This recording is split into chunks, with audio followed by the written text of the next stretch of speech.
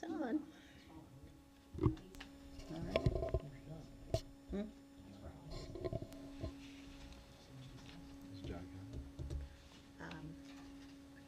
Okay. You ready to get her started?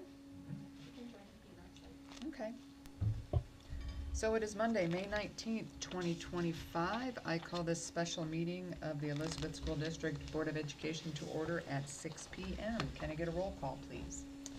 Director Callahan is absent. Director Fletcher? Present. Director Olson? Aye. Here. Director Powell? Here. And Director Waller is absent. Okay, let's stand for the Pledge of Allegiance. I pledge allegiance to the flag of the United States of America and to the republic for which it stands, one nation, under God, indivisible, with liberty and justice for all.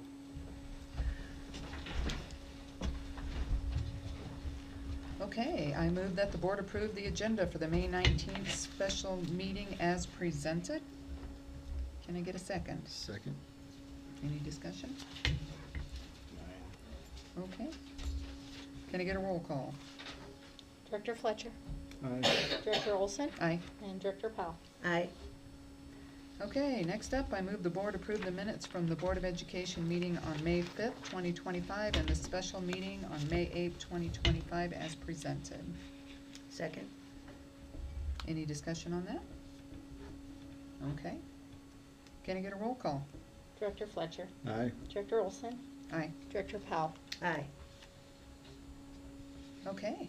Now, very exciting time. We're going to have Tam Smith from the middle school come up and present to us all the wonderful things he's working on.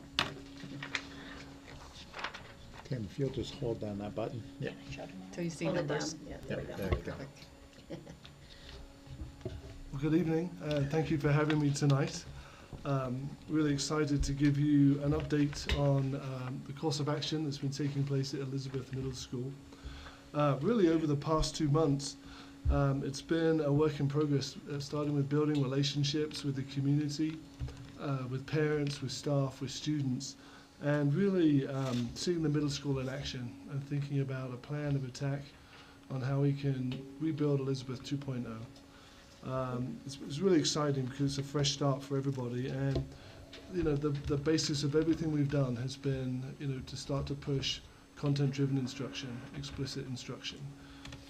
Really over the course of the last 2 months, we've really taken a holistic approach to rebuilding the middle school, and it started on really the kickoff of this was April 25th, the Professional Development Day. I got to spend the whole day with the staff, the returning staff, and really build relationships with them and start to build what we call our pillars, or our foundations of excellence, our pillars of excellence. And at that time, we really outlined our plan for the future. Along with that, obviously, we had a parent evening, and it was really nice to get before the community and really outline our hopes and dreams for the middle school. Along the way, we've done a lot of lifting. We met with Andrew, our Director of Facilities, who's fantastic, as you know, and we outlined a plan for improvement interiorly, painting and low-cost projects that will really sort of enhance the visuals and the graphics of the middle school, so that when kids come in the fall, it'll feel and look very different. We met with our lead custodian, Margaret, and outlined a plan for moving. As you know from my presentation, we're moving to pod-based learning, which means that we'll have, for lack of a better term, segregated wings in the building that are for each grade level. So we won't have that traffic crossing in the hallways, the blended hallways. We'll literally have a hallway for each grade level, 6, 7, and 8. We call those learning pods. And we'll also have a designated area or areas for electives. What's really nice is each one of those pods will have an identity that the kids can buy into and believe in, which gives them a collective mindset in each grade level. The advantages of the pods is that literally, your 4 cores are housed in one wing of the building. So they have their English, math, science, and social studies in a contained area, which means that the grades are literally separated by grade. The advantage of that is you have less transition time wasted. You have less wasted time with kids traveling across the building. And obviously we can then take advantage of the lockers and all the facilities that we have on site. I met with teachers and staff, obviously outlining this plan, not just on the 25th, but we had lots of individual meetings and department meetings where we talked about, you know, the forthcoming plans and what the pods would look like. And that included any kind of movement that would happen within the building. So, for example, right now we have some teachers that are separated from the rest of their core. An example of that is we have 7th grade teachers in one wing of the building and other 7th grade teachers in another. So I met with those teachers that would move back to a true pod, and it was really nice because we worked in collaboration to figure out which would be the best space, which would be the best room. So teachers also had a voice in that process. Another thing that we did this last 2 months, is we met with the front office staff and talked about, you know, potential changes to that area. How can we be more efficient? And so Dan and I have some thoughts in place about how we can make some small adjustments to that space so that it's more professional, I think, and more conducive to the tasks that each person has. Because it's very difficult when you have a large space with 4 professionals in one space, and you can imagine the noise and the traffic. So we've looked at that. We've walked classrooms with teachers and done a lot of what I call classroom walkthroughs so that I can see best practice and find out, you know, who's struggling, who needs, you know, some lift, who needs some help going into the fall.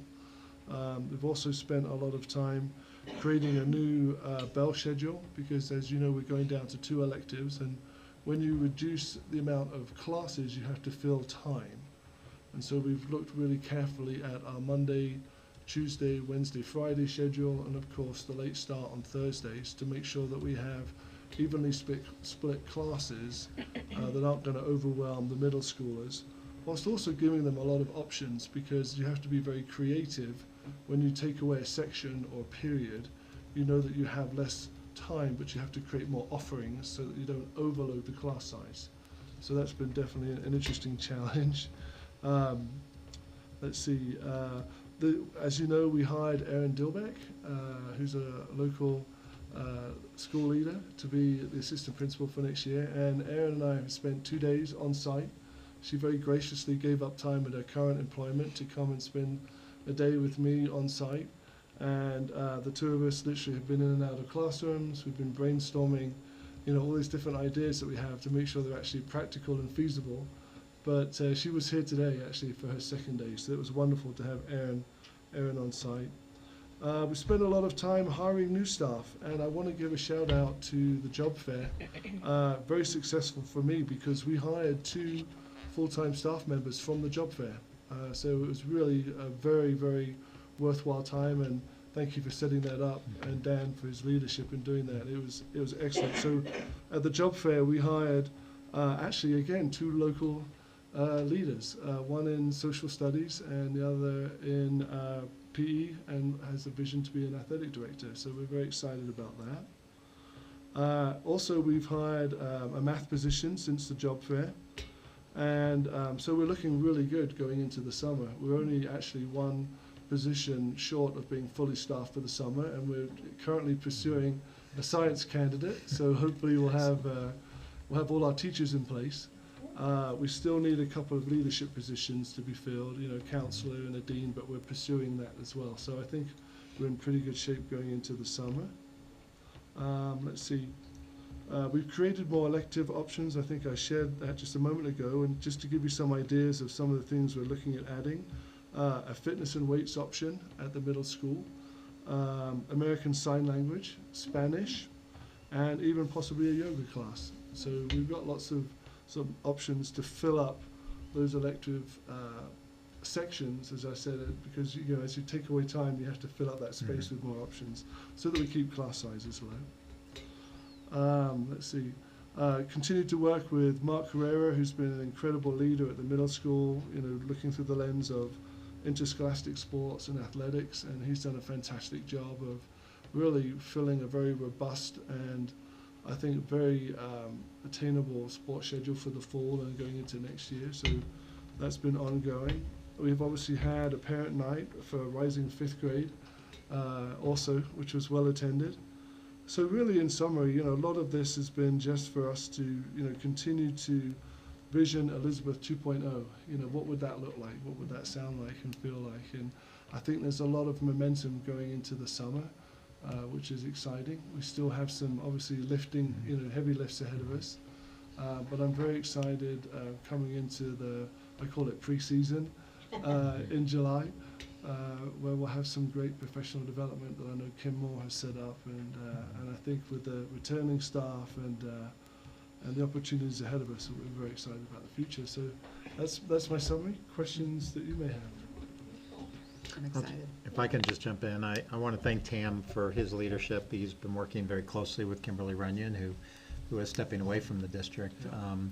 And we certainly wish her well in her next adventure. But I think having Tam start this year prior to next year has really been key to building those relationships, building that team. Again, I think it's important for our community to hear we are almost fully staffed, which is a huge feat, and certainly credit Tam and Kimberly with that.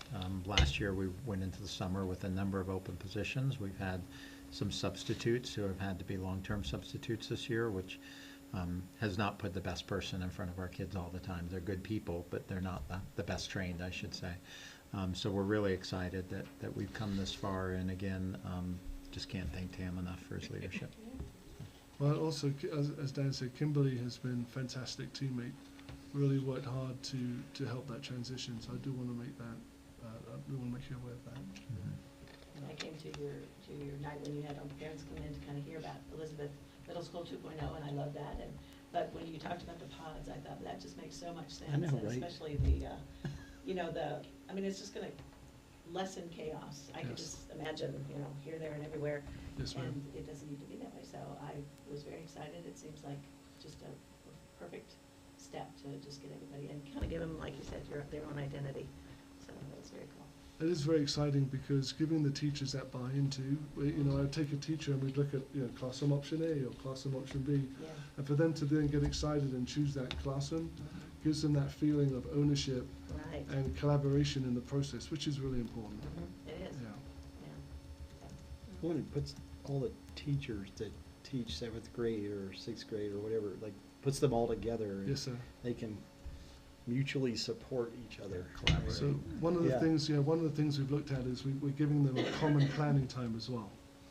So they have a common planning time in a common pod, which then they'll have a PLC room or a data room. They can then look at data. They can talk about kid-centric data, which is really important. Yeah, absolutely. That's great. This is not the first time I've heard that the job fair has been a massive success. Yeah. I mean, Yeah. kudos Yeah. for doing. I mean, this is.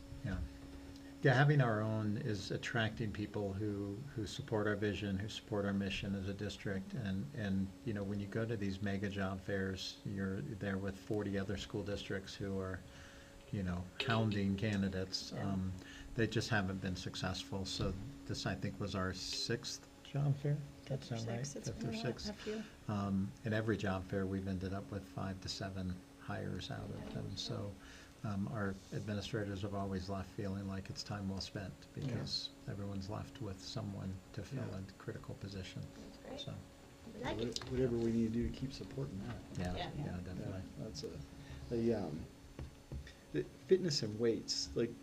This is as a prior military guy, as a district. I mean, as a nation, we need to be focused on this. But Agreed. I applaud that kind of refocusing on that because it is our kids need to So, they need to get in there.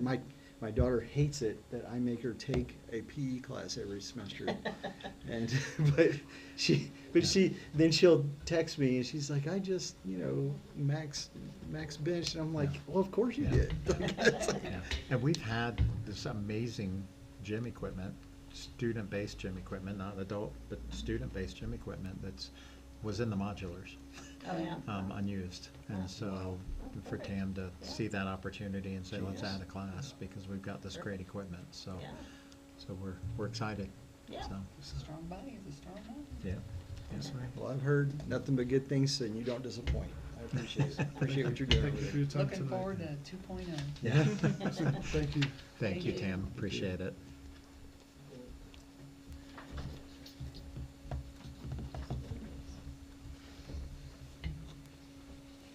All right, so next up, we have board member reports. I've been offline for a week and a Yeah. half, so, 2 weeks. Yeah. I was at the interviews for the principal the other night. I just want, as the process, I appreciate the process. Good, good. I liked how it went. I liked the mix of Mhm. people. I liked the two teams. Yep. Getting to interview both candidates, Yeah. the entire exercise was, Good. and I like that Mike and I were there.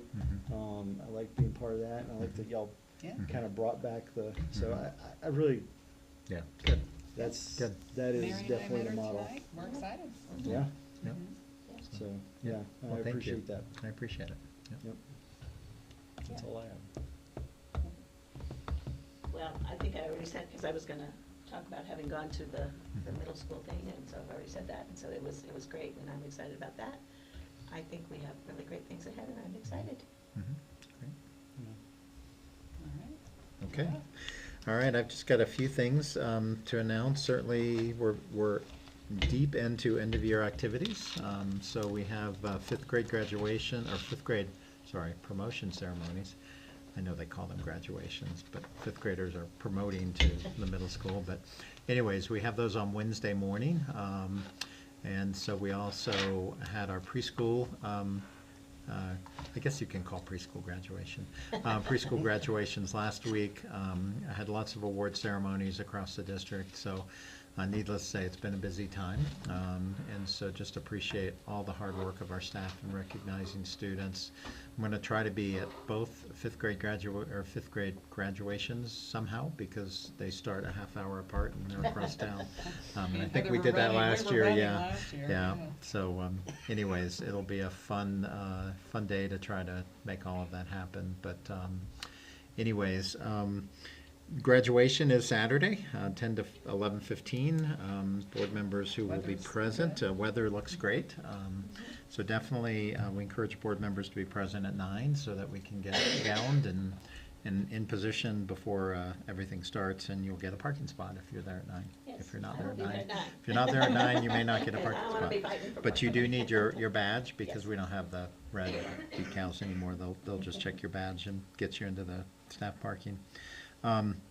Do want to make formal announcement. I think we've introduced Justin last meeting when he spoke briefly about our budget and kind of where we were in that process. But let me just introduce, Justin Henry as our new Chief Financial Officer. And Justin has really been working hard to look at our systems, look at our infrastructure, and really has been working hard to help us put some plans into place to get some things that really have been neglected for a while. Get a plan in place. So we'll talk to you a little about some of those when we get to the budget. Lene Pearson is our new Director of Special Education. She had been a director in Sheridan School District and also in SPED administration in Jefferson County. And so Lene brings a very deep passion to the job. She also has a disabled youngster herself who's an adult now, but certainly also has that personal experience with parents who also have children who are experiencing disabilities and how to support them, and I think can really bring that empathy to the table. You've also met Tam Smith, who will be the principal next year, with Kimberly Runyon stepping away. Erin Dillback, he's mentioned, is our new assistant principal. She's a resident here in our community, so very excited about returning to a leadership role, and brings some years of leadership experience from another district to the table. And then we will be announcing tomorrow night our principal. We've gone through the process. The process continued just a little while ago, where a couple other board members had a chance to meet our finalists. We do have one finalist who we are pursuing right now, and she has answered some additional questions and provided a school-wide discipline plan that the staff had asked to be able to see her thinking on that. And so we'll take that back to the committee tomorrow afternoon, and then my expectation based on the robust answer she's provided, that they will be very excited. for her to become their new principal. So we'll make that announcement hopefully tomorrow evening, certainly Wednesday morning. Again, staffing update, you've heard that on the middle school. We still have a couple of elementary positions open at Running Creek, but we are far better off right now than we were a year ago. So to have the positions filled that we do, but we are continuing to look for a couple of elementary teachers and look at candidates that have applied in those roles. But high school, we did find a half-time auto teacher, which we're excited about. We have so many students who want to take part in that program. So the new auto teacher will be teaching Auto 1 as well as some of the advanced auto classes. And we're excited to have Derek Spahn return, and he will also do some welding classes next year. So we'll have welding, which is also built outside of the auto shop. So do want to let everyone know summer hours for the district. We do recognizing we have folks who work year round. I know everyone looks at, you know, some of us who work year round and say, oh, what are you doing this summer? I'm working. But we do go to 4-day work weeks. So folks work 10-hour days, or they'll take a Friday vacation day, just to give our 12-month folks a little chance to recharge as well. So I do encourage folks who are looking for business in the district to check hours. Most of the district offices will be open Monday through Thursday during regular business hours. So certainly if that changes, there'll be signs on the doors indicating otherwise. That will be effective? That'll be effective the first week of June. Okay. So the week of June 1st or 2nd, which is a Monday, that'll be the first week that 4-day weeks will become an option. Facilities does split to make sure that there's staff available all 5 days. We never want to have a leak and have no one here to know where to shut water off. And so our facilities team splits. Some take Monday, some take Friday, just so that we make sure we have a full team during the week. Start of next school year, August 14th is for 6th and 9th graders, new to the middle and high school. August 15th is the first day for all 7th through 12th graders. And then all of our elementary students start on Monday, August 18th next year. So just for those watching, we want to make sure you have those dates. And board members, we have presented to you 2 options in your notebook. It's not an action item tonight, but we've talked about moving our board meeting date from Monday to Tuesday, and I want to throw out another option because I don't know if Tuesday works for all of our board members, but Wednesday is another option. So I would say be thinking about that. We'll bring this to you at the next meeting, and we'll want to go ahead and be able to select what day. I don't, like I said, we said Tuesday, but we really didn't ask. So we could do Tuesday or Wednesday. It provides us, Wednesday provides us the ability when there's a Monday holiday to still have that 24-hour period to adjust any agendas and things like that. But again, Tuesday can work. The handful of Monday holidays, we'll just have to work around. Wednesdays are generally hard because of church. That's, yeah, true. Well, and I have So, a monthly meeting that's usually on the 3rd Wednesday Yeah. of the month, so Yeah. Tuesdays. so Tuesday or Wednesdays are definitely, again, options we'll bring to you, and you can make that decision at the upcoming meeting. So definitely be thinking about that. So I think with that, we'll go ahead and stop and get the rest of our meeting going. Okay, so next up, public comment. Do you have any public comment? No, I wonder if people are, I currently have none, but I wonder if that's being done currently. We usually Megan, do you have one? wait. Do you want to accept it? Okay. There's the first one, and here's the second one. Thank you. Okay.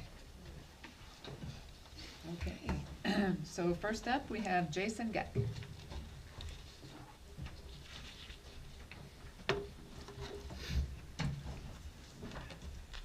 So I was here.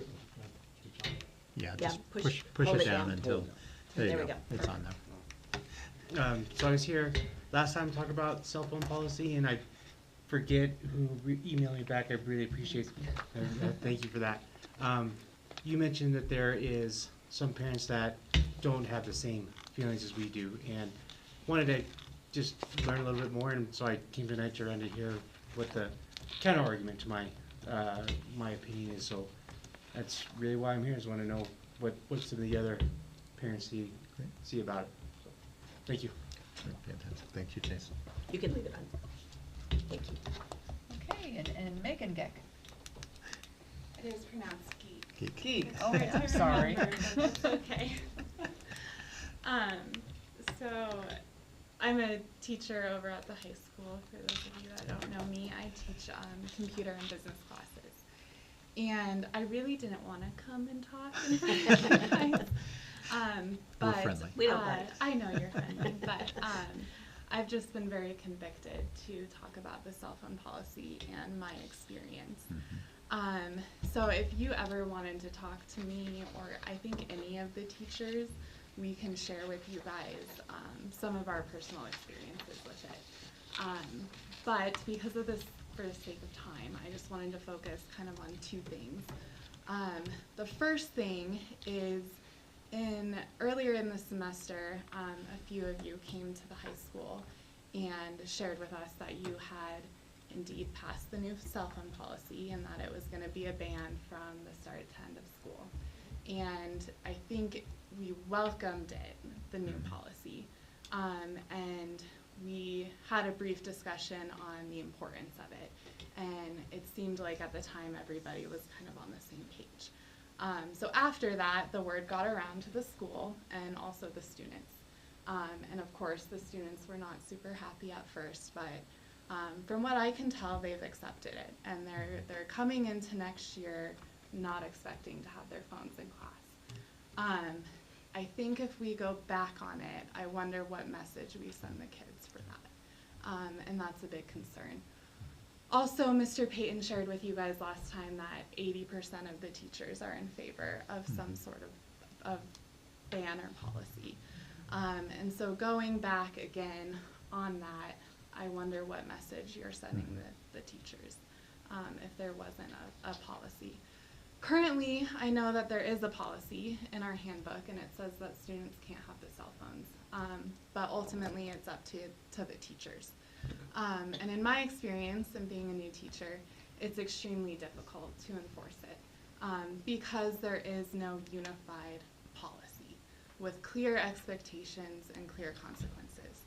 And so it gets put on our shoulders, which in my case is very difficult. And I've honestly given up in most of my classes because I've had kids go nose to nose with me. I've had kids walk out of my class before because I'm speaking and they can't put their phone down. Really quick, I'm running out of time. I have tried to read what you guys are currently going to vote on or talk about tonight, and just my 2 cents is that it still is not very concrete. It seems like there's some room for different exceptions and different interpretation. And so what I'm asking is just a very firm policy to keep the cell phones out of the class. Yeah. So, Thank you, Thank Megan. you. Appreciate it. Thanks for coming tonight.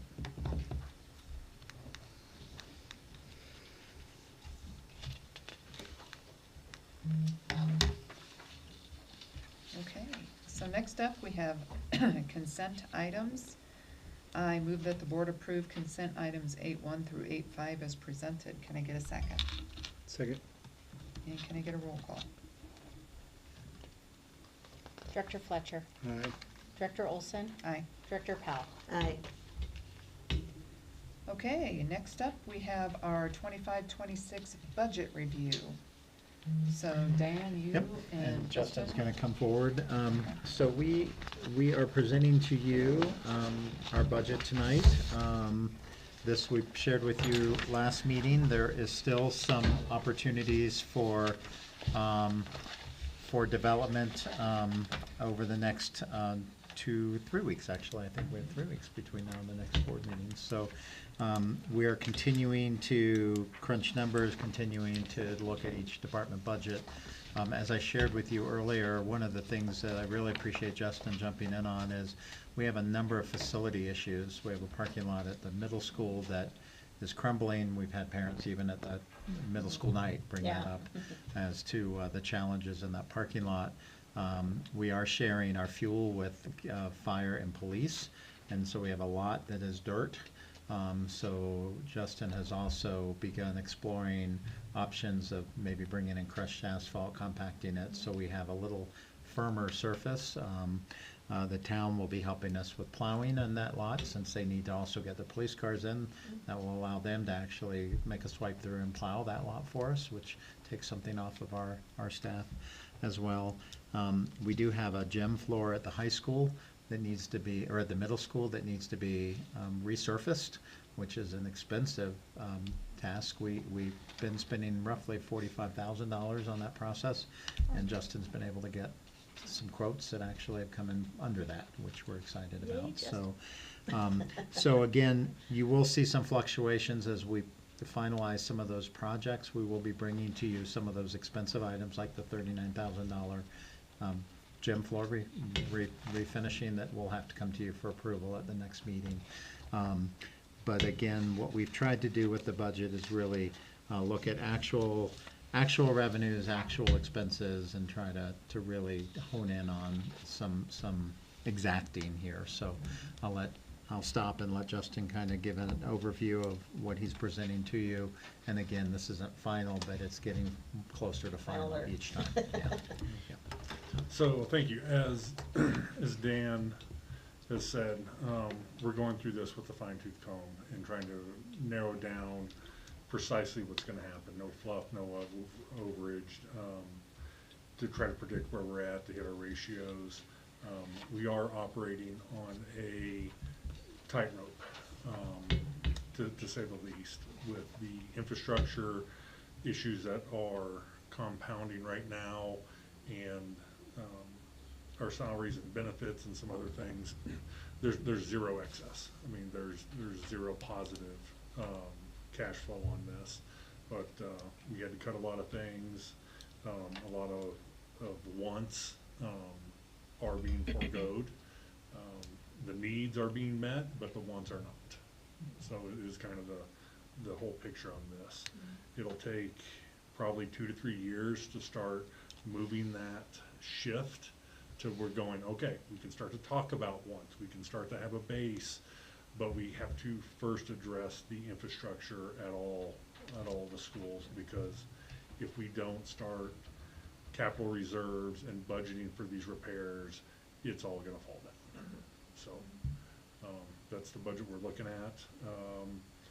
We are in a slight deficit at year end, but a manageable deficit. And that's with $880,000. So last year we funded nothing in capital projects because we had a fund balance.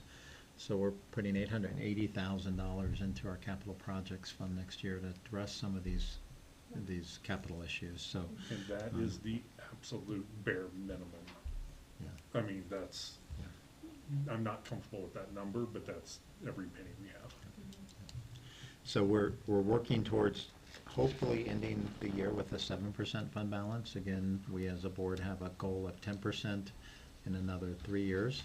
And so if we can get to 7%, then we're on track for 8, 9, 10, adding a percent each year. So that's the work that Justin and I are continuing to do. If I could point out a couple of changes here, just for the audience. The Board of Education budget, we have moved, and I think I mentioned this, we have moved treasurer collection fees. We have to pay the county to collect our taxes. That has been reflected in the past in the utility budget, which make absolutely no sense. It is a fiduciary responsibility of the board to ensure the district is functioning, and that's always been an expense in the board budget. So when you see the increase in the board budget from 144 to 195, that primarily is due to that expense that's been added to the board budget, is actually what it costs us to have the county treasurer collect our taxes and our fees required. You'll also see in the technology budget, there is an increase in expenditure there. We are replacing our firewall and our switches. Our switches have reached end of life. We don't want to wait till they fail. And so that's been an expense we've been banking on. That's probably the one expense you might call capital that we're not putting in capital. We really feel like that's a part of our infrastructure for our technology system to work. And so you'll see roughly a $50,000 increase, actually a little more than about $50,000 increase in technology. We are also a safety and security. We have funded fully, we expect 2 resource officers next year. I met with Chief this morning, and this year we were down to 1. They've had, just like we have, a recruitment challenge in that their salaries are grossly under neighboring districts and neighboring jurisdictions. And so I know the town council is currently doing a salary study, but Chief is very committed, even if it requires he takes a local officer to put into that second SRO role. So we didn't pay for the 2 SROs this year. That's why security's been decreased. We're refunding that because we do want to ensure that we have 2 full-time SROs next year on our campuses. You'll also see some increase at the schools. Again, I shared with you that copiers in the past had been paid out of utilities for all copiers in the district. We have moved those expenses to the appropriate building and department where those copiers exist. And so the increase in those is more often than not because they are funded by a per pupil amount based upon the number of students they're expecting. The additional expense that you see because our schools aren't fluctuating, or we're not planning fluctuation, even though we expect growth next year, we're planning 0 growth. We'd rather be surprised and be able to budget new monies next year than to have to do cuts like we had to do It's like this buying money in the particular year. couch, isn't it? Yeah, exactly, exactly. So when you look at the schools and you see some change in the school allocation, that most of that's because of the copier costs that have been moved there, plus money's been moved there. Obviously, we're not taking that out of their allocation, we're just showing the expense in the appropriate location. Salaries are pretty comparable. Again, we did try to break out salaries to the best degree we could on this year's budget. I'll just caution you that our budget numbers on the 24-25 may not be exact. Comparisons, we did a percentage based upon where those departments stood with staffing, but that's something we'll continue to try to revise between now and the adoption of the budget. So I don't know, Justin, if there's anything else there. No, for the 25-26 budget, as I said, we can go down line item by line item. We can go down to the penny on every single thing. Rolling forward, that'll make it a much more clear and precise process than we've been doing in the past. But it will take me a couple of years to fully build that up. So.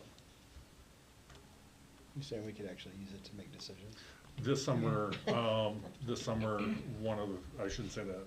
This summer, the entire reporting package will be rebuilt in a much more precise and a much better viewpoint than you've had in the past. So. So do expect that you'll see some revisions. Again, we'll try to track what changes from tonight to the time we present to you the final budget. We do have either the 9th or the 23rd to approve our final budget. It just has to be approved by the end of June. So my hope would be the 9th will bring you what we believe is pretty darn final, and then that gives you some time if there's any questions you have. There is a backup sheet for every one of these budgets. It shows the staff that's included, the expenses that have been requested. My hope is this week to try to refine that, to get that out to you, so you can see, you know, what's in those department budgets that are here. Just so if there's anything that concerns you or anything you have questions on, we'll be able to answer those questions. That's through the Skyward thing? No, that's actually through an Excel spreadsheet that I built prior to Justin joining us, and I've handed it over to Justin. But there is detailed backup for each page, so you know the expenses that are appearing on that page and what comprises that. So when you were talking about building it out this summer, is that using Skyward In that you're Skyward. gonna do? Skyward will be the final input and reporting tool. Okay. However, Excel will be the modeling tool. Okay. So.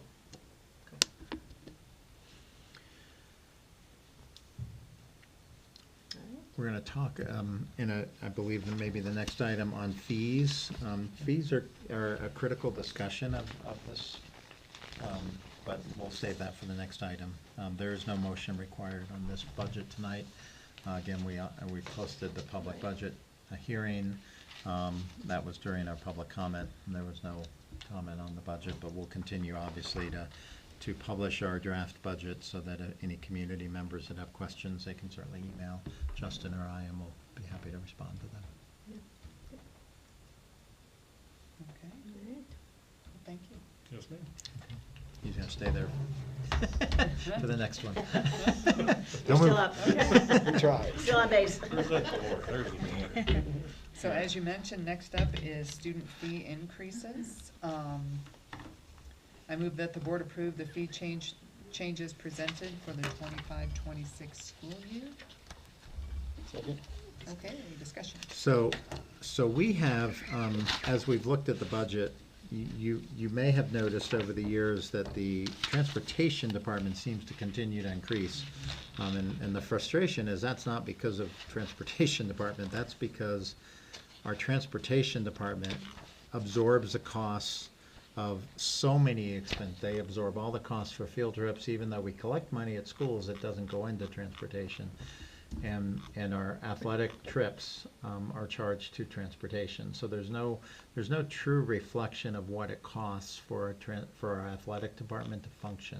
And I think the community deserves that transparency to say this is what athletics costs in a district. And so in that proposal that you have in front of you, you will see that we are proposing a couple of new fees.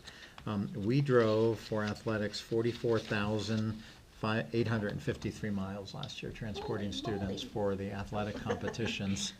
And we've collected zero towards that. So all of that cost of driver, gas, wear and tear on the buses, parts, brakes, tires, all of those things get charged to transportation, but there's really no revenue to recognize that we're transporting. We've checked with neighboring districts. Some districts don't transport their teams. At the middle school, some districts require parents to take their children to the competitions. So if a parent can't take their child's excluded from athletics, which we certainly don't want to do. And so we're proposing, in line with some of the districts that do have a transportation fee, that we add a transportation fee for our athletic teams that compete. Now, esports does not travel, so that would not be applied to an athletic. Believe it or not, that is now an athletic sanctioned event as esports. That team would not be charged a $50 transportation fee because they're not being transported anywhere. But for teams that are competing, we're proposing a $50 transportation fee that will cover those costs for the trips that take place.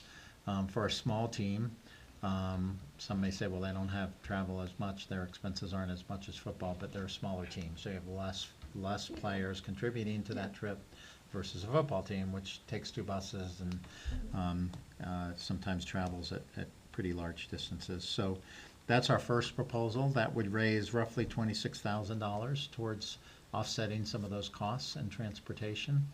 And I think it also just allows, and that fee would be, at the middle school, it would be a $25 fee, $50 at the high school. The athletics at the middle school, they compete about half as much in the same sport. So football has 6 games versus 12 or 14, whatever our schedule is now.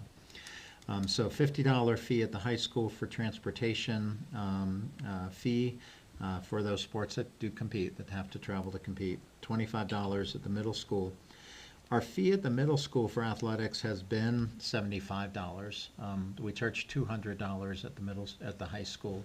We've checked neighboring districts. $100 is the common fee. So we're proposing that we raise the athletic fee at the middle school from $75 to $100, and then add that $25 transportation fee to those sports that have to be transported. So again, if there's a sport, and I don't have an example at the middle school like esports, but if there is a sport that doesn't require transportation, then that fee would not necessarily be applied to that sport. The last thing also deals with transportation. We charge $8 for a field trip. So you can take 10 kids to the Stanley in a full-size bus and charge $8, or you can take kids to the fire department and charge $8. We have not differentiated the costs for field trips. And needless to say, that has put us in a deep hole in transportation. Again, tax dollars are offsetting those costs, and there's no consideration when a field trip is requested to say, oh, well, that's actually a longer trip, or we have less students going, so it's actually not economical. And so what we are proposing is a fee structure that would take into account the distance of the field trip and then increase the cost based upon that distance. For field trips over 100 miles, I'll give you an example. The Great Sand Dunes is over 100 miles for our buses to travel. That would be a calculated cost divided by the number of students going and chaperones as well. So that it would, for a trip over 100 miles, would need to be a custom cost. So what we're asking you to approve is up to 25 miles is $10, up to 40 miles is $15, up to 75 miles is $20, and 100 miles is $30 for the field trip. And So that does will this just come back from the parents with the permission slip? that would come back, yeah. And obviously, any child would never be denied a field trip. So if a child financially can't swing it, we're not going to exclude them. We as a district are required and committed to funding educational field trips for students who can't afford it. So we would have to also then take into account, 3 students on this trip cannot afford it. We would be covering those costs. That would be something the district would cover. So we just feel like this allows us to at least start recognizing that, we've just bought 10 buses. With 44,853 miles a year for athletics, we're going to wear out buses pretty quick. And so our hope is to have this revenue set aside so that we can start recognizing that when those times come to replace a bus or replace a small vehicle, that we actually have some money to do so. So these fees and all of these fees are now going to go directly into the transportation budget? They will as go opposed into a to- fund that will be to a fund. saved to help offset the cost of transportation. So we'll know where it is, Yeah. as opposed to Fully before we correct. don't. Yeah. I mean, do we know where the? It just has gone back into the general fund. So Oh. again, and So there's it no, blends in there's with no everything thought. else. I mean, we have a Easier to hide that way. we have a myriad of field trips that happen in the month of May. Yeah. Oh, Something we've been talking about is really, should the last month of school be all field trips? Or Yeah. should we recognize that field trips should support the curriculum and take them when we're studying those Yeah. particular things versus let's just go on a field trip spree. Our drivers are extremely stretched in May. We sometimes don't have enough drivers. We have all of our administrators in the transportation department driving buses because our drivers are on field trips and can't drive the morning routes. And so we really need to also revise how field trips are scheduled and when they're scheduled. We've had this pattern of let's just take field trips the last couple of weeks of school, and that really is not working well for our department. It doesn't So, support the yeah, curriculum that way, really. yeah. So Yeah. we'll be instituting some changes in how field trips are requested, and obviously the cost needs to come into play. If a school wants, if it's an educationally based trip and they want it to fund that trip, they would pay the fees versus the student paying the fees. So let's say I'm studying insects and I'm taking kids to the Butterfly Museum. I may, as a school, say I'm going to set aside money to fund that trip so that my kids aren't paying because it's an educational trip. Or maybe my PTCO will, or maybe I'll ask for EEF for a grant to do a field trip. So these fees can be covered through other means, not just charges to parents. But your approval tonight will allow us to go ahead and at least consider this charge structure for athletics trips and field trips. Yeah, I mean, I remember being in band and then marching band, and we were dirt poor. And either my grandparents paid it, or we had a fundraiser where we sold candy bars or whatever it was Yeah. we sold to Yeah. offset the cost, because we couldn't afford that, Yeah. so. Yeah. But I mean, the reason that costs are the way they are is Mhm. because people voted Mhm. in elections and they Mhm. voted poorly. Yeah. So I Yeah. think people should feel Yeah. the pain of their vote. Mhm. So that's, Well, I want to just say to the previous budget presentation and this thing too, I appreciate what's all been going on. And it's been going on really since you've been here, the transparency of our finances. it's a process. And so even, I mean, it hasn't even all been transparent to all of us, but it's coming together and clearly, and it's part of our commitment to transparency, and I really appreciate it. And I just want people to know that, you know, these things that haven't really been well handled for a lot of years, well before any of us were here, you know, they can't be fixed in 27 seconds or less. So, you know, I appreciate it that we are doing this and that, you know, we have these transparent conversations like this. I really appreciate that. Justin, anything I didn't hit on fees? No, it covers everything. Yeah. This is a must. Yeah. I hate to ask it, but I have to. No? Well, you know, one of my biggest concerns was addressed, and that was a student being denied access, Yeah. so. Yeah. So That as will long as never it's occur. there, yeah. And typically, we haven't, and I will say with the change in the lunch coverage, the state may very well renege on that. We're providing free lunch to every student. That actually has hurt the district because there have been families who said, why would I complete the free and reduced lunch application? Well, that application does drive funds to the district, and so because the state stepped forward and spent taxpayer dollars on funding everyone's lunch, we've actually seen a decrease in our federal dollars, which are based on free and reduced lunch applications and poverty recorded in our district. And so we have not required just that as an avenue. If a child really is in dire straits, they can speak with their counselor confidentially.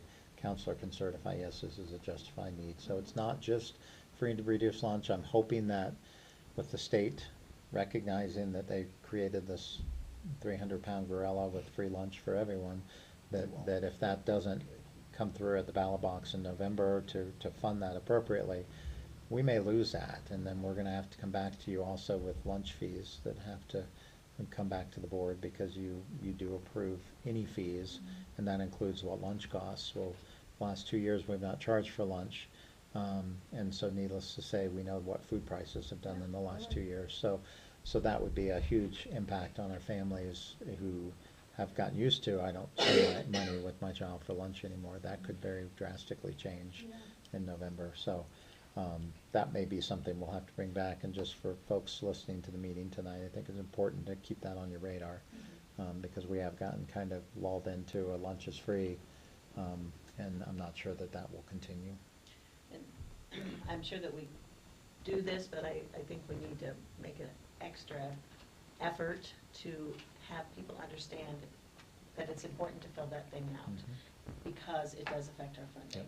And we need to make a bigger point of that, Yeah. I think, somehow or the other, so that people understand it. And it's, you know, we need to educate our community as It well. is confidential. No one shares Yeah. who's on, I mean, it's not gonna who go qualifies, but it does But help it's part of us our ensure reporting. that Yeah. instead of having a child have to go to their counselor to plead for a Yeah. field trip, we know right up front that, you know, these are students that we need to recognize that we should cover costs for And that's a good trips. point to make, you know. Yeah, you know. that's a big thing to mention, Yeah. is that it is confidential, Yeah. because when Yeah. people fill those out, they worry about Yeah. where that data's Yeah. going. Yeah. Our whole lunch system with kids entering their numbers, no one knows if there's money in that account or if it's being charged to the free and reduced lunch budget. So, Yeah. I mean, everything we've put into place has protected that confidentiality of people. And again, when people are having difficult times financially, that's what it's there for. It's there to Exactly. support. So, we do want to encourage people to do that. We'll try to do a better job at communicating that next year. What if you submitted a bill to a family once a month for, hey, you went out, you Yeah. didn't fill out this form, so Yeah. here's Yeah. your bill for that. Yeah. Yeah, it's like I said, we've really lulled people into lunch is free, and it will be a huge shock Yeah. in November if the state has to renege on that, so. Yeah. No free lunch. Somebody's paying. Yeah. Okay, well, with that, can I get a roll call? Director Fletcher, Aye. Director Olson, Aye. Director Powell. Aye. Okay. Thank you, so- Justin. Thank you. Thank you. Next up is our Title I school-wide waiver. Dan, you want to explain this one? Yeah, so Running Creek is our only school that receives Title I funds, federal dollars from the federal government. Those are still expected. Justin, would you mind turning that off, just so we don't get feedback? Thank you, sir. So we get Title I funds due to they are a little higher than our other schools on free and reduced lunch or TANF. People who are on public assistance, we recognize that, and that counts in that number as well. But without the waiver, we can only serve students who qualify as Title I students, and we often fund interventionists and support staff to work with students who are behind. This waiver we explored last year. We did not get it across the finish line because the community has to weigh in, and last year I think we had very little response when it was sent out to the community. This year we have met the requirements. It will allow us to take those Title I funds and allow them to be used school-wide, so any child who needs intervention can get intervention. They don't have to meet that criteria to actually receive the intervention. And so we receive about enough money to fund one interventionist at Running Creek. And so we're just asking your approval, since the community has complied with all of the requirements and the school has done their necessary notification of that school community. We just need your approval to allow that Title I waiver to go forward. So. Okay.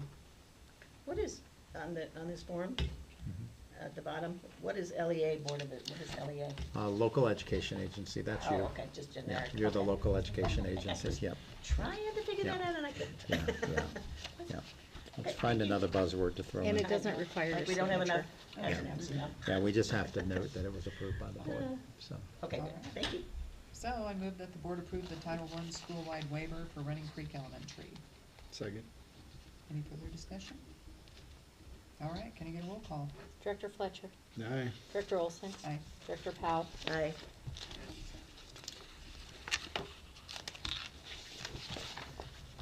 And next up, Dan, you're bringing some suggested changes for our DAC bylaws. Yep, you wanna talk about it first?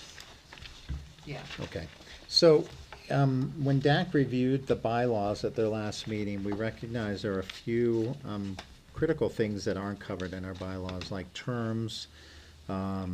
We also have some conflict in the number of teachers. Our original bylaws, did not allow one teacher from every school, including the charter school. Now, we have had a elementary teacher who's tried to stay in touch with both elementary schools this year.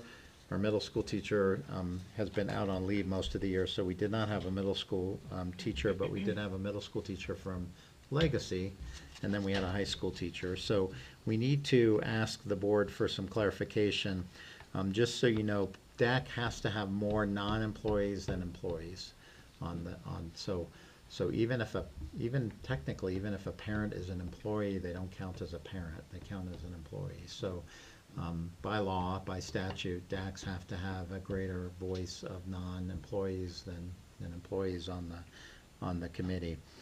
So that's where the teacher representation, it might make sense to say, well, every school should have one. Well, you've just thrown your ratio out of whack. And so we need some guidance on how you'd like teachers. Like I said, the elementary teacher at Singing Hills has tried to email the staff at Running Creek to say, do you have any issues? Do you have any topics? Anything you want me to bring? I don't think she's gotten a whole lot of response. But she has done that this year for us, and she's certainly willing to continue her second year of service this year. Hopefully next year we will have a middle school teacher that will represent Elizabeth Middle School. With that, the high school teacher and a legacy teacher were in good ratio, but just wanted to make sure we formalize that. And then we also don't have terms in here, so we don't know. Is there an assumption that a parent is every year? Is there an assumption that it's a 2-year term? Those types of things. So I have made the changes with blank lines, and so this may not be an item you're ready to move on tonight, as much as I wanted to at least present to you kind of what we need to do, is to figure out the years of service. And then we will want to get out to our community, interested people, so that you have a pool to choose from for next year. Yeah. Because we do have some parents who won't return, who have already indicated they feel like their service is done and they'd like someone else. So we need to also survey from our current DAC who's still on, who's not returning, what open positions we have, and then solicit. But really having some key terms. The challenge with parents right now is if we replaced all parents, then we'd start fresh without any knowledge and experience of what's happened. So you want them staggered, And so kind of. ideally, it would be nice to stagger, so Yeah. even to see if there are some of our parents currently on the DAC who want to continue one more year, and then appoint those that are open for 2 years, that might allow us to start a rotation. But it wasn't something that came to mind as we were forming our DAC by, to make sure we complied with statute.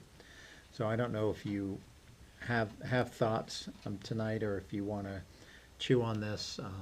I'm certainly happy to talk with anyone offline and kind of get your thoughts and come back to you with those lines filled in. But we would like to try to get these in place before next year so that we can make sure we form the DAC accordingly. Thing that I noticed, I'm gonna take you to section B, section 5, Roman numeral 5, officers. It says the officers may serve 2-year terms. So Yeah. if we change the terms, we need to deal with Right, that one too. right. probably. Either But- that, or if there's a vacancy, then we can elect Yeah, an yeah. officer. But it would be So I just nice to wanted have to point out officers to have- alternating too. Yeah, that You would don't be- have all your officers new Right. in a given year. Right, so I don't know, just for, in my mind, when I was reading through this, I was thinking, we'll serve a term of 1 year with up to 1 additional year allowed. Yeah. I don't know if that's Yeah. would help in this situation or not, so that they could have 2 years, but I You was could- wondering if it's a good idea to say you have a 2-year term, or if we should Yeah. say you have a 1-year term, and then we can renew it. I think 1 year with a 1-year extension based Mhm. upon the committee extending that Yeah. term, I like that. Yeah. Just because, again, if someone in their second, if they have a 2-year term and in their second year of service, they step up to be secretary or chairman or what have you, Yeah, they can fill that and not feel like they have to re-up right. for 2 more right, years, so. Exactly. So I we're good like about that. So you're thinking 1 year with a 1-year extension? I think that makes sense. And then just in section 3, meetings, we just need to, I don't know if it's supposed to be 6 or 7. It says 7 in a word and 6 in numeric. So I didn't know which one was right, but we probably should make it consistent. 6, it's 6. Okay, So, yeah, thank you for catching that. I think I saw that once before and forgot to change it. so just, One thing I would like Easy to to see is, so we have teacher representation, but it always seems to be the same teachers, which I appreciate I appreciate them being involved and Mhm. participating. Mhm. However, this is something Yeah. in which I Yeah. would like to hear other voices. Yeah. And also there is the points. Yeah. Those need to No, be I think spread. the high school teacher, this is her second year, I think she will step off. Our elementary is first year, so she would have 1 more year. Mhm. Our high school teacher should be new next year, and then obviously middle school would be new. And then Legacy has had an internal election to Mhm. represent, to select their teacher.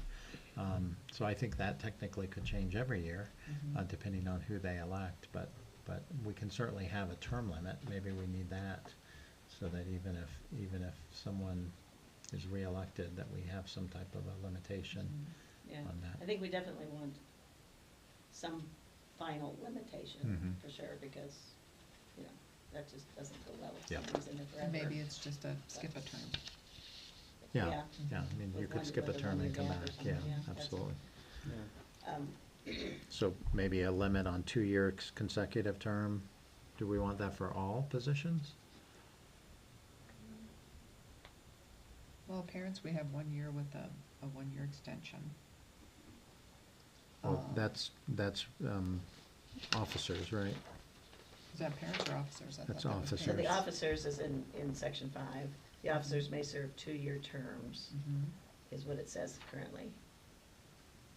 So I think it probably needs to jive, but kind of working it all out with I don't know. Mhm.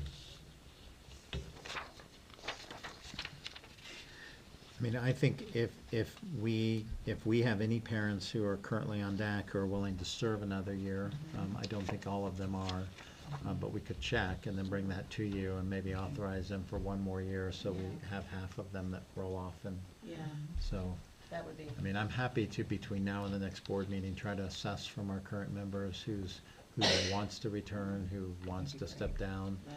and then maybe bring that to you with recommendation limiting 2 years, maybe trying to create staggering terms. So if you'd like me to do that, I'll work on that between I think now and that's June okay. 8th, and then, One other question I had on section 8, the very last thing. So these changes that we're making now will be amendments to these bylaws. It says Correct. must be submitted in writing to the membership of the DAC for review at least 30 days before we approve, so. right. we gotta And keep that in mind. these are all actually changes that they've asked the board make, Oh, so so they've they sort of actually came essentially- from, yeah, these were things that DAC reviewed. Oh. One of their items on their last agenda is always to review bylaws and Oh, make yeah. recommendations, and Okay. these areas came forward as a result of that conversation. So we've already kind of handled So that then? we haven't taken it back to them to say we're gonna change it to 2, so we could certainly do that at their first meeting, and one of their first opportunities in their first meeting is also Yeah. to review their bylaws. So Yeah. we could take back and say, these are the changes we made, and based on your recommendations, any concerns, we can Yeah. bring them back And to then you. bring it back. So I just wanted to point that out there. But sounds like it's just, just Mhm. final approval by them once we Yep. kind of make the edits they ask for, so. Okay, Cool. all right, sounds good. All right, so we'll Pardon? skip the motion on that particular one. Yeah, Okay, because there's too much commonality to that these days. Yes. all right.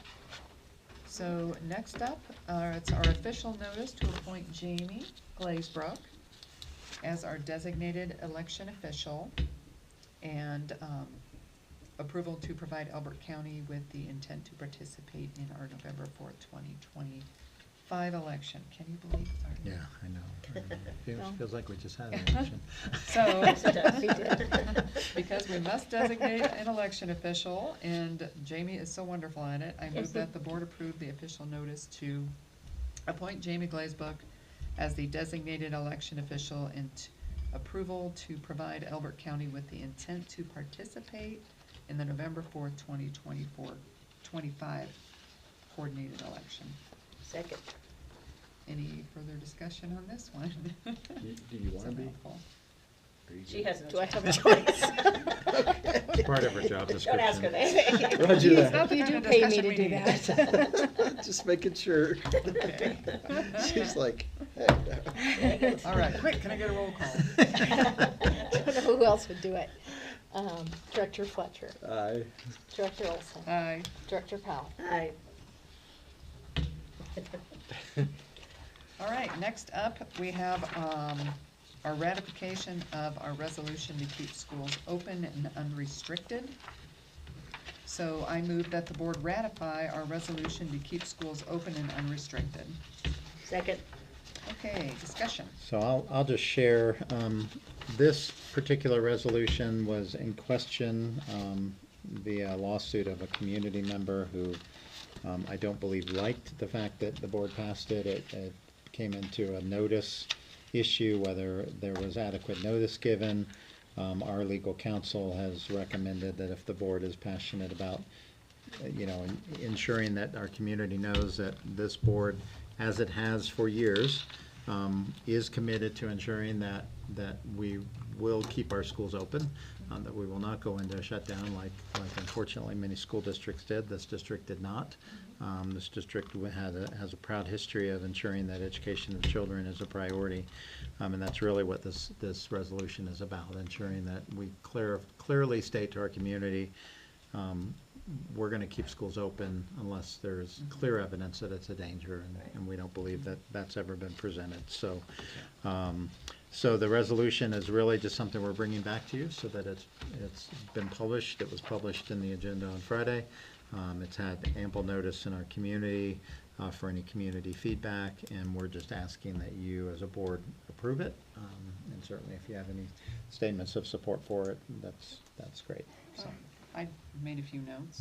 So, our resolution, it came about due to parent concerns there was an uptick in COVID cases and talk of school closures, mandatory vaccinations, and masking, not only in Colorado but throughout the country. And the former board, along with the superintendent, helped get our schools opened, make masking optional, and tried to bring back a sense of normalcy after all of that chaos. So with the uptick in COVID, coupled with the fact we had 3 new board members, this resolution was a way of us putting student and parent concerns at ease, ensuring them that there would be no changes to the status quo. And yes, the verbiage in the resolution was put out as a suggestion by Moms for Liberty. Moms for Liberty has been called a hate group. I honestly don't understand why. Really? They're vocal proponents of parental rights and education, and that's what this policy is all about. And I suppose if your opinion differs regarding what parental rights consist of, you would view them poorly. And to be honest, I don't see the hate coming from Moms for Liberty. I see it coming from radical extremists who want to impose their lack of support for parental rights on all families. And, you know, this is you know, a pretty strong statement, and I wholeheartedly agree with all of the verbiage. My thoughts on that have not changed, specifically where it refers to parental rights, government overreach, and the irreparable harm caused to children by the mishandling of COVID. There are lessons to be learned by all, and our resolution simply says we're not going to make those mistakes again. And again, this is a resolution, not a policy, and it was added to the agenda the day of the meeting. The law is vague, and as with many laws, are open to interpretation. In our case, we consulted counsel about adding the item, and we were told it's not a policy, and so it was not prohibited by law. And to be honest with you, my attitude is, what harm did it cause? Why was there a need for a lawsuit? And in my opinion, this wasn't about any harm caused. It was all about the lawfare we are seeing all across this country, and we have seen in our district over the last few years. I fully support this also, and I think it's proof of our commitment to parental rights and responsibilities, because we simply said, we are, as a school district, are not going to close down the schools. We commit to full in-person learning unless parents request that their children not attend in person. And we will not mandate masks or vaccines or any of those things. But those things are all up to the parents. If the parents want their child to wear a mask or social distance or have the vaccines, whatever, it's totally their choice. And that is our mantra, basically, of parental rights. And so, so this supports that, and I think it just supports that continuing and ongoing belief of this board that the parents have the rights and responsibilities in this arena. We will not interfere with it by either mandating them or telling people, oh no, you can't wear the mask. We wouldn't do that. Mm-hmm. We absolutely will allow the parents to make the choice for what their student needs to do. And even if their parents don't want the child to attend school, that's their choice too. So, so it's all in support of that. So I'm all in favor of re-ratifying this. Yeah, literally everything in here was proved correct. There was zero data to prove any of these directives that came down from on high that were based in politics, not in data. I would challenge anybody to argue on this one. There was nothing true about any of this, and I am proud of y'all for standing up to that, because it can't be borne. We cannot let people who basically hate our children to let them tell us what we're going to do with our children here. That absolutely cannot happen. So. Well, with that, any further discussion? Nope. Okay, can I get a roll call? Director Fletcher. Aye. Director Olson. Aye. Director Powell. Aye. All right, next up, we have the repeal of policy GDCA, classified sick bank. I move that the board repeal policy GDCA, classified sick bank. Second. So this policy is being replaced with GBGH, which is now combined so that it covers all staff in the district. So there is no need for this policy any longer. Okay. you know, what you said. All There it right. is. Can I get a roll call? Director Fletcher? Aye. Director Olson? Aye. Director Powell? Aye. Okay. So next up, we have our third reading of replacement policy GBGH for GDCA. I know, I didn't know how else to We write need to that. get it approved by the LEA. PDQ? ASAP. We'll all get put on in. Okay.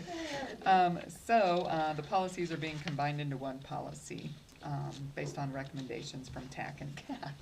Okay. This is getting out of control. I know. All right, I move that the board approve the third and final reading of replacement policy GBGH for GDCA, classified sick bank, and GBGH sick leave bank. Second.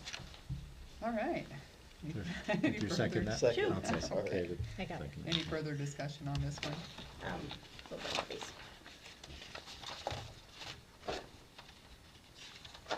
There was just two clarifications that I was thinking might be good, because in section J, where there's, discussion of the number of donated days, the first line says, all new members shall donate 1 day each of the first 2 years of membership. Now, that was a change. One group had 2 and one group had 1 before, so we made everybody have that. But then there's a couple things I think that need to match up with that a little bit better in language. So I was looking at administrative procedures, paragraph A, and about in the middle it starts, all staff may voluntarily join the bank if they are willing to contribute one of their discretionary days to the bank during their first year of membership is what it says, and maybe we should say during their first And second? 2 years, or first and second years. So I Their think first 2 years of membership? First 2 years of their membership, or however you want to do that, but I think we Yeah, need to first just 2 reflect years it of too. membership. I'm Okay. just gonna change it now, that way we can Okay. approve it, Yep. how it's, Yep. And then, kind of in the same vein, paragraph C, membership in the sick leave bank, and then it says, let's see, no, except as provided in subparagraph J, so this is the last sentence of that subparagraph C, no additional sick day donations are required to continue membership from year to year after the second year. I was thinking maybe that clarification should be added in there just because of that. after the second year, Yeah, there, from year to year after the second year. And I think that just clarifies it and makes it all jive together. Okay, Other than that, we're good. can we amend the motion to, Yeah. with the 2 proposed changes? Okay, so I would like to amend my motion and move that the board approve the third and final reading of replacement policy GBGH for GDCA, classified sick bank, and GBGH sick leave bank with the suggested changes. from Second. Mary. second, Okay. Powell? Yes. And I'm sorry, I made you read those crazy things again. All right, with that, can I get a roll call? Director Fletcher? Aye. Director Olson? Aye. Director Powell? Aye. Okay, and next up, we have our first reading of replacement policy DD, funding proposals, grants, and special projects. This was tabled last meeting, Yeah, and then I brought it back with some of the changes you guys had talked about. okay. So I move that the board approve the first and final reading of replacement policy DD, funding proposals, grants, and special projects. Second. So I'll point out one thing that's a concern to me, and I know the board needs to be made aware of all grants. The original proposal, we talked about grants $10,000 and over, because those would be grants that would potentially hire people, that would potentially change policy or change, not policy, but change direction. There are grants that are less than $10,000 that typically cover costs that's in our budget that would save us money. Sometimes those don't give us a whole lot of time. And so that's where my only concern is grants less than $10,000. Typically, you can't hire anyone with that little amount of money. It's typically not gonna be a program that's gonna change your direction. So that's why the original proposal was less than 10,000, we'd bring it to you for awareness. Obviously, if the timing allowed us to, if I brought it to you on a consent to say these are grants we're considering, you could certainly direct and say, I don't want that one. But in some cases, those grants have very little time turnaround. Like we have a grant right now that could cover the cost of some of our internet, our web page that were already in our budget. We literally have a week turnaround for that grant. So the ability of us applying for that grant and getting it to you before we could submit could cause us not to be able to take advantage of some of those smaller grants that cover costs of things we're already committed to. I get the concern on the board's part of wanting to make sure we're not engaging in grants, and I'm firmly in commitment with you on that. We don't want to take grants that change our direction. We don't want to take, we don't want to chase money. We want grants that are going to help us do the things that we're already doing. So that would be my only request for consideration would be if it were a grant less than 10,000, is there any wiggle room on the board, or can we do a straw poll of the board? Something that would allow us to at least say, hey, we have this opportunity. If I got 3 board members to email and say, we're good with it, is that adequate, versus bringing it back to the board for formal approval? I'm happy to do whichever. I just don't want to, I don't want us not to go forward without realizing that we could miss this opportunity that we have this week to apply for money for the website that we're already paying for that could offset that. So that's the only question. Yeah, and that was my biggest concern, because I know there's been a lack of transparency in the past, and you know, not enough detail. You just see grants, Sure. and that's Yeah. it, but you Sure. have no idea No, what it's right. for. All of a I sudden, agree you got there's a social need. emotional learning Yeah, going yeah, on because yeah. they Little hired some hassle. outside Database, consultant. yeah. Yeah.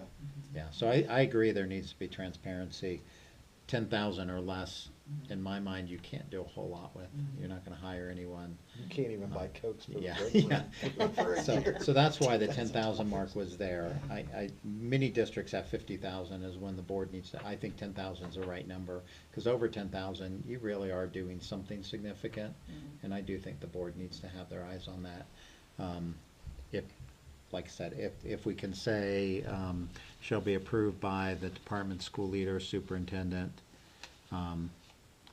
and, you know, through an informal vote of the board or something like that. We can work on language. Personally, I mean, so you've got kind of 2 versions in here. The first page is, you know, that we have to approve everything ahead of time. It looks like, and the second one is for anything less than 10,000. You put on the bus, sorry. Yeah. So, the second one is anything under 10,000, these grants will be provided for awareness and feedback where appropriate. I personally am fine with that. I think that's fine, and anything less than 10,000, I personally think that is just fine. And I'm happy to provide you notice before we apply. So like I said, it may not be a board meeting, but even if it's And you just know, I do know what my you're weekly applying for. updates with the board, I can include, here's 3 grants we'd like to apply for this week. Yeah. You know, please respond. As long as I get 3 board members to say, yeah, we're good with that, is that adequate for this one? Do you, I personally wouldn't even, I mean, I can, Yeah, but I don't think for under 10,000, I don't think we even need that level. I think just awareness, these are, we're gonna apply for it, this is what they are for. If you have any concerns, let me know. Yeah. But I would be okay with that for under 10,000. What do you think? I'm okay with that, because we do have the curriculum policy, and if anything is, Curriculum has to be approved. and we have our Yeah. parental rights with Yeah. any counseling or Yep. thing that would, you know, something that would have to do with that. Now, the So- first time they hose us, Yeah, we Then lose there's, that privilege. revision. Yeah. Privilege gone. Yeah, privilege taken. Well, and on the first one we had, you could just replace at the next meeting with will be notified for awareness and feedback. If you wanted, if you look at, Oh, yeah. I mean, that would just be adding, it doesn't necessarily mean the next meeting. Mhm. So add this to the other one, you mean? We just go back to this one. Oh, okay. This is just a first Yeah. reading, but then we could say these grants will be provided to the board prior to Yeah. submittal for Obviously, feedback. If I'm allowing us to apply for grants that you would not support, then that should reflect on me. That's exactly. So, We'll, yeah. we'll just hold you to me, responsible. Exactly. based on Yeah. history, there'll be a point when you're not here. Yeah. There'll No, be a I- point no, I when- hear you. And then I it hear could just you. come full Yeah. circle. Yeah, that's why I think, I don't think it's inappropriate to Mm-hmm. say we will notify you before applying, to at least give you that Yeah. feedback option. Yeah, Because that- obviously, if And the then board, if anybody has if issues the or board questions. directs me to not apply, then obviously I'm not going to. Mm-hmm. If the board wants to hold a special meeting to deny the application, then certainly we could do that. So, so I think, you know, adding that as the board will be notified prior to application, because that gives you the ability of saying, yeah, don't do it. Yeah, So- So I can make those changes and bring them back next. Okay. I think our principals, assistant principals, and you know, I think y'all are, you would know if you're about to violate Yeah, a yeah, basic principle of this district. right. So we'll make this first reading, don't do final, and Okay. we'll come back with With those those- changes at the June 9th meeting. Okay, so I'm gonna modify my motion. I just don't want y'all to lose Yeah. out Yeah. on Exactly. funds Yeah. because No, you're agreed. waiting on, Agreed. you know, trying to. I get But the I can reason see where for that it. would be Like I Stack it said, up. I certainly see the reason for it, Yeah. so. Yeah. Did you ever say final? I don't think you I- had to I change did. it. You did? I did. Okay.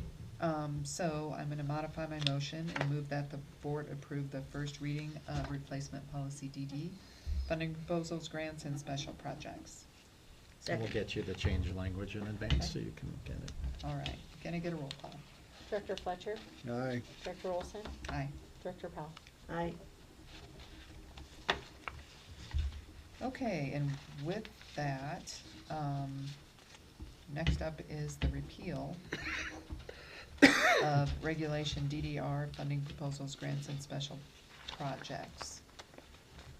So, I move that the board repeal regulation DDR, DD-R, funding proposals, grants, and special projects. Second. Okay, So this one, because we outlined that it will come to the board, we felt like this, we've not followed this procedure. We don't have a learning council, so we really feel like this is ready to just repeal. And it's 26 years old. Yeah, so it's 26 years old. a little old. Yeah, just a little. And it's to avoid confusion. all right, can I get a roll call? Director Fletcher? Aye. Director Olson? Aye. Director Powell? Aye.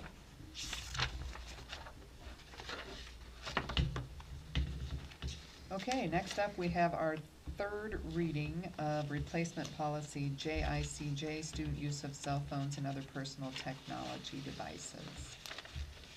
So with that, I am actually going to move that the board approve the third and final reading of replacement policy JICJ, student use of cell phones and other personal technology devices. Second.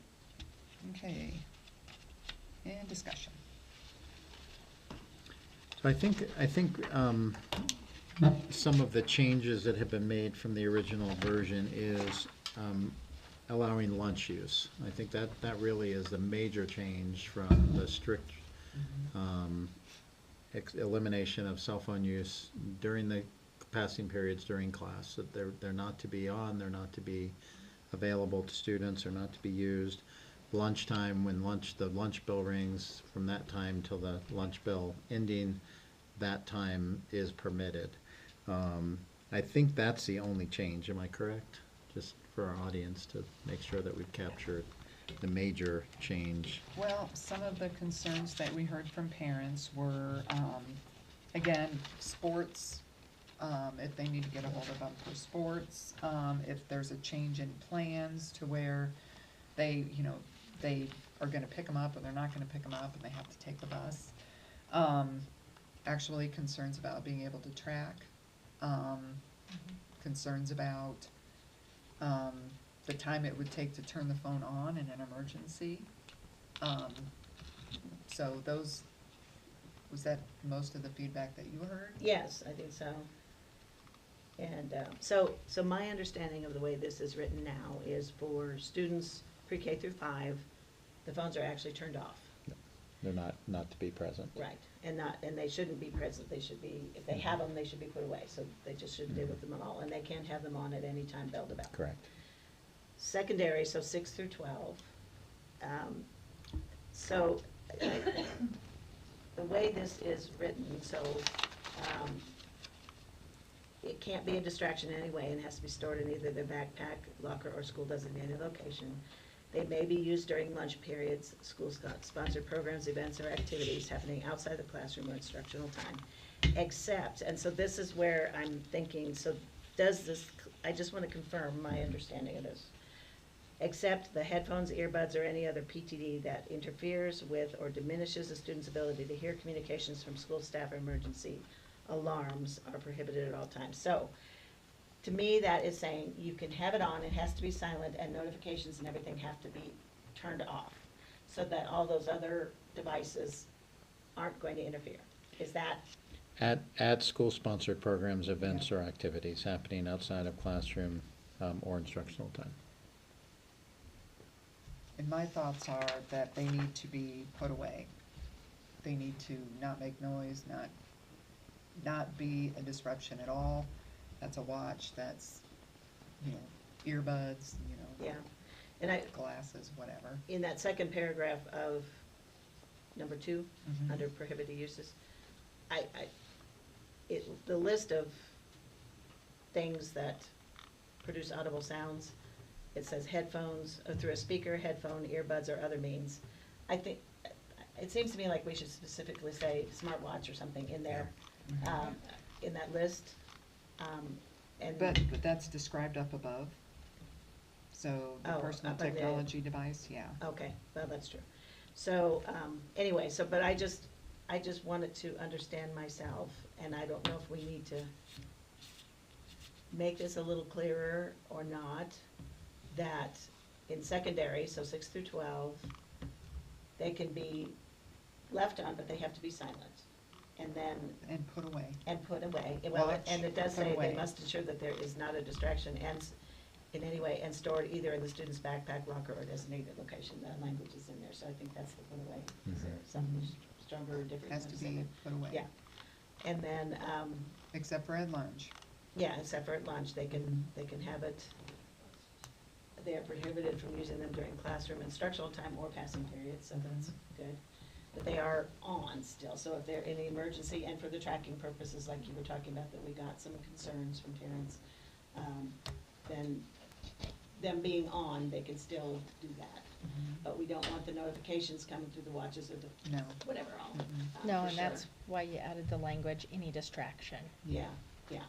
Because So- eventually we know there's probably, I think I've seen the glasses already that are coming out. And I just can't even Yeah. picture this, but yeah. So, Well, you yeah, know, I mean, by it's- putting specific technologies in here, We don't wanna we're- limit it. We're Yeah. ensuring That's that the we're gonna next have to thing. review this every year, right? Yeah, So yeah. it's gonna. Or other means, so we've got, or other means. So I'm that's wondering got if- any new stuff that comes out. I'm wondering if from that, except that headphones, earbuds, if they're saying that those aren't permitted in the lunch, school-sponsored programs or events or activities outside the classroom. Because I know the concern that some have is some of those headphones are sound canceling, and you don't hear what's going on around you. If someone is telling you, go into a secure or whatever, you're not hearing it because you've got such high decibel music in your ear that you can't hear what's going on. So I wonder if that's the intent. I don't know if that was in the original plan this or if paragraph that's is- something I that think it we. was from the, Looks- I think it was from, might have been from the original, Was it? maybe. Because this I'd have to looked look at really the different. original. This paragraph looked really different. I mean, to is me. that what we were But I- trying to get at? That those are not permitted on the bus or school-sponsored programs because of the fact that you may not hear safety directions? That's what I was trying to determine. Is that what we were trying to get at? So all of any PTDs can be used during lunch period, school programs, blah, blah, blah, except that anything that interferes with their ability to hear communications are prohibited at all times. So, yeah, I think we need to clarify that, except that, I mean, do we just remove except that, and Yeah. that we do allow them lunch, school-sponsored programs, events and activities outside of the classroom or instructional time? Yeah. Do we eliminate except the rest of that, because I guess it just, That seems like it confuses the issue there, that statement, doesn't it? So you would just take off that whole second half of the sentence? we're saying you're at a football game, you can use your phone. If you're, we've said buses are allowed, so if you're riding the bus to and from your sporting event, you can let mom know, hey, I'm 10 minutes away from school, Yeah, what have you. yeah. So if we just cut that out, we're basically saying the only time phones are allowed to be used is lunch or after-school activities. Mhm. Yeah, I think so. Phones are, the Yeah. PTDs, we need to be sure it covers the whole thing. Yeah, And So then scratch the starting with excepted headphones. except that, Yeah. The whole half sentence? well, yeah, Okay. all the way to Just the end. period after instructional time. Okay. The other thing that and I think this was an objection because, and I do think, once you turn to page 2, and we've kind of got the students who are not PTDs on school, I think that first paragraph, that intro paragraph, the goal of this whole section on page 2 is that you can't take videos, this is how you can't use them ever. Yeah. But it's such a long paragraph that it gets lost. So here's two suggestions, I think. Number one, on the page 1, where it says prohibited uses, I think that subtitle maybe should say something like school day prohibited uses. Then before that paragraph on the page 2, additional prohibited uses, just to block it out so that it's alert, this is a different kind of prohibition. And then also maybe in that paragraph, that just kind of is a long paragraph before we get to the 1, 2, 3, 4, up to 9. Students shall not use PTDs for the 4 purposes listed below on school premises, yada, yada. So that it's kind of, the paragraph is a little clearer up front early in the paragraph. So I just want to make sure I capture what you're saying. So before the paragraph, students shall not use PTDs on school or district premises. Is that before the listing of the 1, 2, 3 on page 2? Yeah. Yeah, that's the paragraph. we're That's looking at. where I'd say additional prohibited uses? Yeah, so Yeah, above you that, just that add- would be adding another another heading. subtitle in there, in bold. Okay. I just want to make sure I have it in the right place, because I Yeah, I have know. school day prohibited uses, and then it's for purposes 1, 2, and then another paragraph. Then we have the additional header. Students shall not use PTDs on school And or then district an premises. insert in there after PTDs. Students shall not use PTDs for the purposes listed below, and then go on from there. For the purposes listed below on school or district premises? Yeah. Okay. And then, I think I said this before, I really hate that word nexus, and I would like to change it to connection, but I'm not married to that, but I just hate that word. Has I a don't know why. connection? Yeah, instead of nexus, put in connection. I don't know how you feel about that. I don't know, for some reason, it just seems hoity-toity, and I just think we need to be plain. Or related. Well, you also mentioned the word confiscating got left in Oh, here. yeah, on the front page, in the second paragraph, and Rhonda, you had talked about you didn't really like using the word confiscating. It's in Yeah. the last line of the second paragraph. What did we change next? Connection. Connection. I'm making the changes and saying Okay. it. What do you want to use instead of that? Because I think we did, what did we use? I'm trying to remember what we used, because it was somewhere else. Taken to and stored in is kind of what we say in the violations area.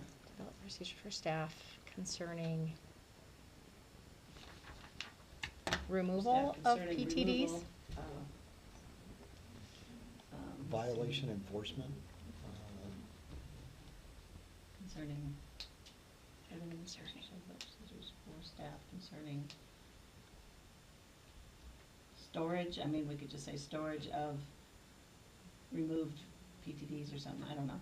I don't know. Oh, and this says store the PTD in an appropriate location, which I want to standardize on locations. I don't want every room being different. Yeah. We need a cell phone locker in the main office. And let me see, second offense, the PTD will be taken to and stored in the main office.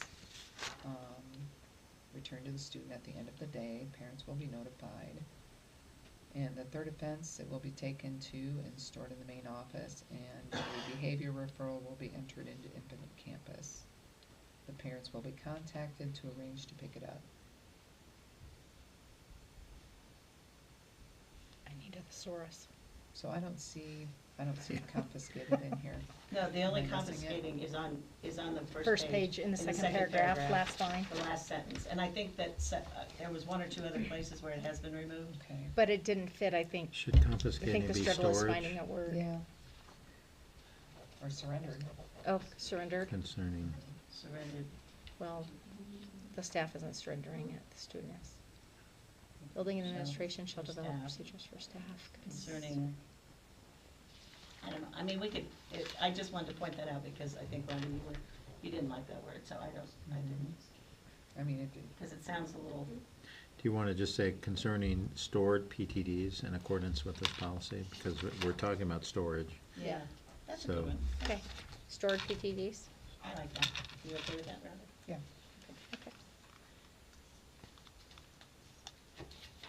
And then I talked to Jamie earlier about a little, there's kind of a space separating phrases in exceptions, so she's got that handled already. Well, which one, will you remind me? Oh, I'm sorry. So in the, under exceptions, Mhm. there's the students may possess, blah, blah, blah, blah, unless otherwise prohibited, and then it looks like a new paragraph. Yep, When specifically, so the when just needs to be brought up as a continuation of that first paragraph. I got that. And then on the top of page 3, the sentence there, right before the violation section, is not a full sentence there, so I think we. Dependent clause. Yeah. Well, So- and this needs to be, this shouldn't be school-specific. I want district-wide procedures. There needs to be, I mean, going from, Well, this is like if, yeah, what was the example you used? Like yearbook, we Like yearbook. discussed Mhm. during So, agenda setting. so that would be like and that would be. the teacher, the Yeah. yearbook teacher talking to the, Okay. getting a waiver from the school principal, so that would sort of apply just, so it's kind of a specific waiver for a specific class for instructional purposes. That was kind of a That they'll one-time get thing, approval or, from their you know, principal for. specific to Mhm. yearbook class, cause they use them, you know, for their stuff, so. I think we felt like the school principal would be the one who would know best Yeah, whether that's the- needed or not. that whole thing in there is sort of not a full sentence, so I think it needs to be, students may be permitted to access their phone for instructional purposes. The previous paragraph is, it sort of mirrors that, although the previous one is for emergency situations, this one is for instructional purposes. So anyway, I just think it needs kind of a pre-phrase added on to the front So of you that. wanted to say students may be permitted to access their phone. For for instructional instru- okay. purposes in accordance with yada yada. Okay, so Does that make sense? this is kind of convoluted in the way it's written. Okay, So we have exceptions, and it says students may possess and use PTDs during classroom or instructional time, or during times when PTDs are otherwise prohibited, period. When, no. well, that's when, It And we need needs to, to we go need on. to segue that into that next sentence. Well, it just because- needs to Well, that's say what- otherwise prohibited when specifically authorized under current. so that So gets it's actually combined. all one sentence. That period should go. Where are you? Bless you. Excuse me. And the when Under is, comes exceptions. up and finishes that first You've sentence. Yes, already done when that. Yeah. specifically Yeah. authorized under an Yeah. IEP. Yeah, I already did, that's the one you had Yeah. pointed out. Okay. And then, so that's kind of IEPs, Mhm. emergency Bless you. situations, Thank you. and specific Yeah. instruction situations It's kind of are a the exceptions. colon there with these three things. as And maybe we should number them or something to make it obvious that there's, you know, 3 exceptions.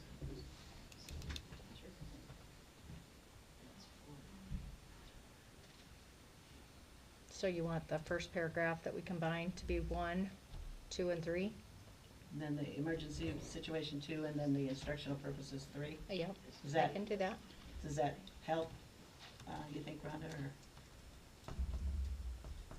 So under exceptions, making it 1, 2, and. 1, 2, and 1, 3, 2, so 3. it's kind of makes it more Similar to apparent what we that there's did on the different prohibited situations. uses, so Yeah. kind of mirror this one. I'm Of the still a exceptions, little nervous about that one. I suppose we could play it by ear. That's the one that I think Mike brought up. Yeah. With his daughter with Mhm. your book. Oh, Mhm. yeah. Yeah. And I agree with that. It's just, is the procedure gonna be specific to each school, and I just worry about exceptions becoming rule and Mhm. processes and procedures not transferring. And can we just strengthen that language as needed for specific instructional reasons or But something? we've, you know, I've had a teacher on the DAC who, part of her instruction was having a kid take pictures of notes. So, you know, technically that could be deemed for instructional purposes. So, you know, I think that we need to be very cautious and Yeah. clear on this, Yeah, because everybody has their own interpretation of Yeah. what's Because necessary. then we, then we have those, like, chinks in the armor. Mhm, Yeah. So, and so we and need I to think, strengthen that you know, somehow. The number 3, is that what you're talking Maybe about? just use the word for limited instructional purposes or something so that they, So why would, What did they do before we I know. I know, I mean, honestly, the whole taking pictures of the You notes, used I'm sorry, paper but and- Well, I that's mean, not an that's just, exception. you know, again, that The could be a process very of writing it reasonable, down is the. you know, is that could have how been a you- very reasonable, that's how she does, Yeah. you know, she does things, but. how about for instructional purpose, when the device is necessary versus desired? I mean, is it necessary? I don't know if that helps. Yeah, I mean. I could deem it yeah, necessary. Yeah. And is the yearbook technically instructional purposes, or is that extracurricular? It's sometimes They get taken credit. they're taking pictures during the school day, so during their yearbook class, they may be going out to secure pictures, so that would be a class, so. So what did you say a minute ago, Dan? You said something for instructional purposes? Where necessary. Where necessary. I mean, not just because I want to, but can I not do this without it? So, And keep in mind that then the principal is supposed to sign off on this. So if this is a regular event, if they're just coming in saying, well, you know, they need to be able to take a picture of the homework on the board, it's like, you know, they've got a notebook and they can write that. see, that's down. not necessary, that's That's not desired, necessary. that's not Yeah. not necessary. Where necessary, so the school principal should have understanding of, you know, and discernment about what's necessary. And we need to trust them to do that, and I guess this is one of those things that we'll have to, Well, and it's, See how it you goes. know, yeah, this might be a see how it goes and, you know, So are you modify in the future. so. I Can like I the where just- necessary, I think that, Is that after instructional For purposes, where instructional necessary? purposes, where necessary and in accordance. And in accordance, Yeah.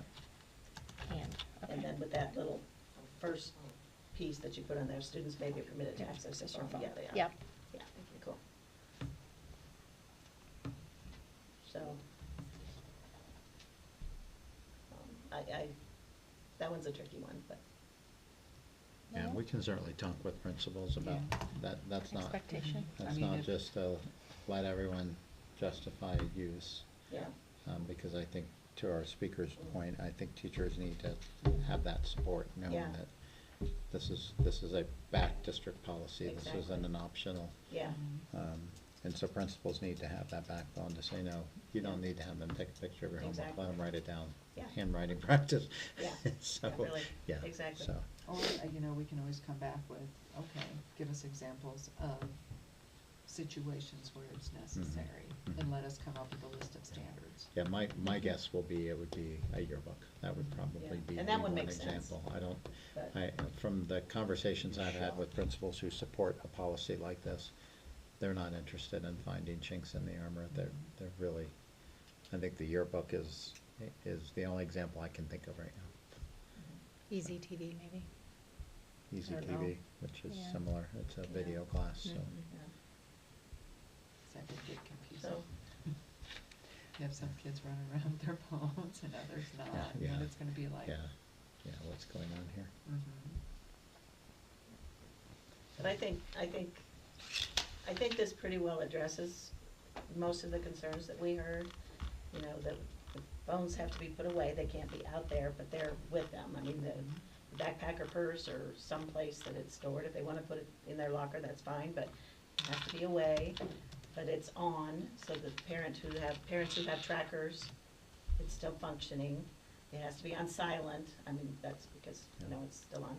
No vibration. Instead Yeah, no of, before we said turned vibration. off, but no vibration, all notifications need to be turned off, so that's not coming onto their smartwatch and stuff. And if it is, then they need to take that off and put it away too. I would say just off the bat, smartwatch off.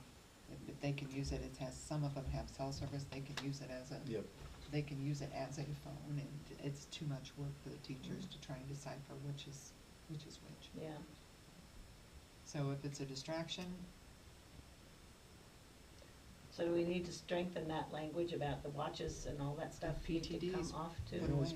Put away? Well, and Yep. so here's what, I mean, informing kids about this is a day one objective, right? Over the This is- summer, before day one, but Yeah, this is. then day one for a second time. Yeah, you reinforce it, you put signs over the water fountains in the toilets, like, I'm not kidding, Yeah, like, No, I I mean, really think we need this signage is- around the schools. yeah. Yeah. I mean, then you don't, it's, there's no ambiguity, it's like, Yeah, this is. if it's heard, if it's a distraction, you violate it. It's strike one, strike two, strike three. Yeah. I mean, I don't think there's any question about that. Yep. You know, we're allowing it to stay on and with you for convenience and emergencies, but the minute it becomes a distraction, you violated the policy. Mhm. and then we can revisit if we need to. Mhm. Mhm. Yeah. Yeah, it's not stone, last time I checked, this is. Yeah. We need to really, emphasize to the teachers and the Mhm. schools and the principals and everybody that this is a district-wide policy. Mhm. This is it's not up to you individually in your discretion anymore. The district is behind you. It will be enforced. Yeah. And, Yeah. it's a strong policy. It is not Mhm. just a, you try to do it yourself kind of thing, because that would be a nightmare. Mhm. And I don't blame you for saying I give up. Yeah, yeah, So, exactly. this needs to be a district policy for sure, Mhm. and enforced, Mhm. absolutely enforced. Well, and I'm hoping this will help address your concerns and also kind of meet in the middle with some of the parents that Yeah. have concerns as well. Because there were some valid concerns in the parents. I mean, this way they, being able to, for the older students being able to see messages at lunchtime, your practice is canceled or whatever. Or you don't have to report to work today, or I need you at work today. Yeah, And it's, at you know, 1:30, we it's have a like, num- sorry. Yeah, we do have Yeah. some, we do have some students who have jobs after school, so Mhm. Yeah. be able to check at Yeah. lunchtime and know, has my schedule Exactly, changed, or. yeah. So there are legitimate concerns, and I think this handles most of them. I mean, we're not ever gonna make everyone 100% happy, but this handles, I think, 80% of the Yeah. concerns, at least. And I will clarify in our board Q&A that we had at the high school, I was bell to bell when we were talking about the policy. Mhm, When yeah. the teachers brought it up and we were talking about the policy and the possibilities, I was Yeah. bell to bell. Yeah, Yeah. And, I mean, we'll see how it goes. yeah. That would have been my preference, Mhm. but, we have, I think really the only modification we made to the policy is lunchtime. I think so. And that was, in the surveys that went out, I mean, Mhm. the majority of people did want Yeah. the. The parent surveys were pretty strong. Lunchtime, at yes. Lunchtime. But passing periods, it was an absolute Yeah. majority no Yeah. on the passing period, so, I think they've got plenty of opportunity. And I was so impressed with that young lady who came last time and spoke to Mhm. us. She obviously used her phone a lot, but she was shocked by that book. And I think it sounded like she was trying to implement it on herself, experiment on herself. Mhm. And I remember she said, I didn't use it for 2 hours and I was shocked at how much I got done. Because you don't realize how much time you piddle away with, Mhm. messing around on your phone. You just don't. It is true, when you look at all of the mental health issues Mhm. Yeah. and, Yeah. Yeah, the all data of the supports. depression and, Yeah. yeah, Yeah. and the Absolutely. social media and the bullying. Mhm. You look at the timeline. Yeah, exactly. Yeah. And it's, And I'm this hoping is. that'll help out with the culture as well. Yeah, well, and we saw a positive effect in the middle school with Mhm. this last half year. Kids were actually, talking to each other. Yeah. So, I definitely don't wanna lose that Mhm. momentum, although, now that, hoping because they it was bell to continue bell to to talk to them, I each think, other right? at So now lunch. they'll get an extra thing, which I was almost hoping to keep it just to the high school, but, there's so many middle school students with sports and all these messages they have to get, so, I think it's something after this year, next year, I think we need to revisit and see how's it going. I would like to see some, both objective, if possible, and subjective Yeah. comments from the principals, the teachers, Yeah. after a year of this implementation and see, and then look at it again next year this time and Yeah. see Yeah. how it went and what we need to tweak. More than just emotional Yeah. pleas. Yeah. Yeah. Yeah. Yeah. So, Okay, so we've made a few revisions. Do you want to bring this back? I think Or do you we feel can modify, comfortable? I've made the changes, You you got it all? guys. So Okay. if you're comfortable with that. Modify your motion Okay. to Yeah. as amended. All right, so I move the board approve the third and final reading of replacement policy JICJ, student use of cell phones and other personal technology devices with the modifications made tonight this meeting. Second. Okay. Can I get a roll call? Director Fletcher, Aye. Director Olson, Aye. Director Powell, aye. And last up, we have the reading of replacement policy ADC, tobacco-free schools vaping. So you may recall that we had a policy, I think Mary, I think it went to the board, it never came to a board meeting because so the policy as a result of the grant that we have for the vaping prevention coordinator asks that we include some new things in policy. The draft that was brought was, I think, Was like 17 97 pages. pages long. Or Holy cow. 17 to 97 pages. I think it was somewhere like in there. 10. Yeah. I'm an Maybe 12. exaggerator, what can I say? But it definitely went beyond policy, it almost became like a procedure manual, and Yeah. so we worked with, our vaping prevention coordinator, and really just tried to capture what's required. I think this is exactly why grants are concerned, because obviously it's making us do some things differently. In this case, I'm not sure it's awful, but, again, it is a case in point. So we tried to capture the key things, in this policy, that outlines, obviously, the use, and this is tobacco-free schools, and the majority of vapes right now are tobacco-type products. Obviously, you can have vapes that are heavier THC or other types of substances that are illegal. That obviously falls outside of this, that falls under our discipline policy, because then it would be a controlled substance. So this is outlining kind of indoor facilities, use of them, school grounds, school exercise, control including areas surrounding any buildings, playgrounds. So similar to the, not vaping within a certain distance from entrances of schools, obviously in vehicles owned by the district, and at sanctioned activity or events, is a primary change in the first section.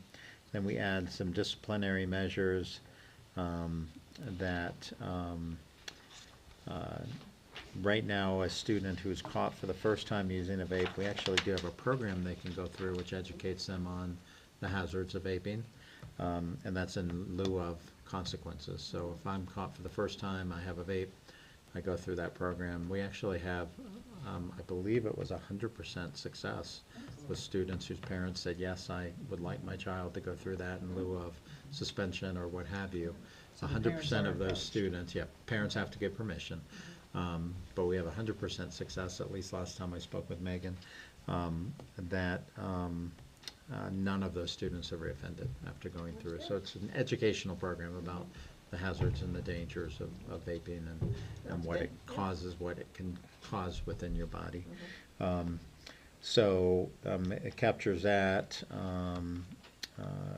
obviously how we dispose of them, those types of things, and then additional violations and what can happen as a result. So I think that's generally, again, we're happy to go with first reading on this, give you some time to process. Happy to have Megan join us to answer any additional questions you might have, and if there's any changes you want to propose. Certainly not looking for this to be fully adopted tonight unless you're satisfied with those changes.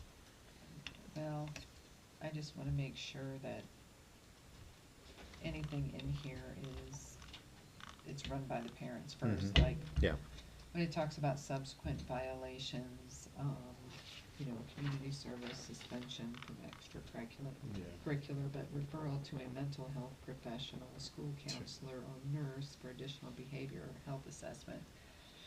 You know, I would, you want to specify with parent, and it's in our Yes. parents' rights, but I can see Mhm. why I it's think- not specified here, so Yeah. we can add I think with that's a good parental idea. approval Yeah. on some of these. yeah, everything gets run through the parent. Mhm. There's just a couple of language questions I have. So on page 1, in the added subparagraph A, the Mhm. very end says, "The term does not apply to buildings used primarily as residence, i.e. teacher ages." Hmm. I don't know what that means. I'm thinking that means like teacher Teacher living housing. quarters or something, or teacher housing.